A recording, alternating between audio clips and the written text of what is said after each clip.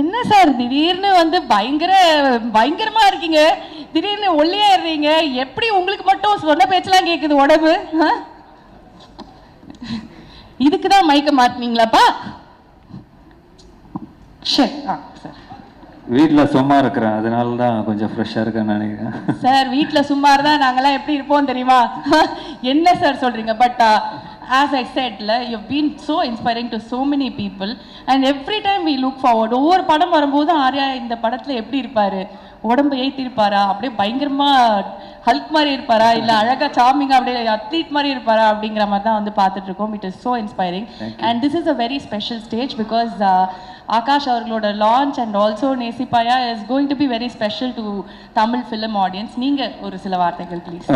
First of all congrats Akash, very happy you have made the debut with my favourite director Vishnuvardhan. எனக்கும் கூட வந்து என்னோட launch வந்து அறிந்தும் அறியாமலும் பார்த்தீங்கன்னா விஷ்ணு தான்.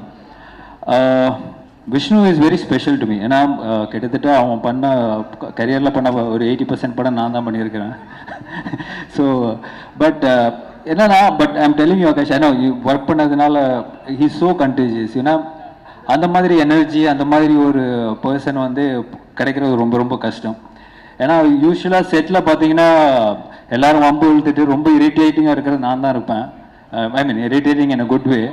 இப்போ நயன்ட்டெல்லாம் நிறைய திட்டு வாங்கியிருக்கேன் எல்லா நாள் ஷூட்டிங்கில்.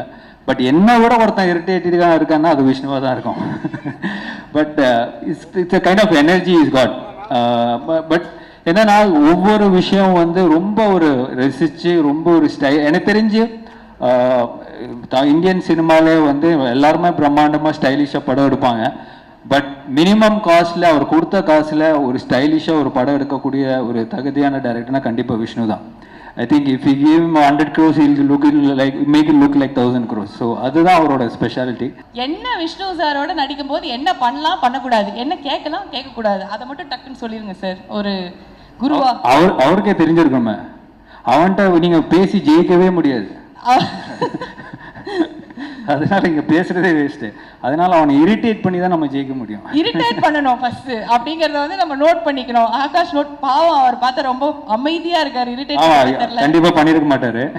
எனக்கு நிறைய வருஷம் எக்ஸ்பீரியன்ஸ் இருக்கிறதுனால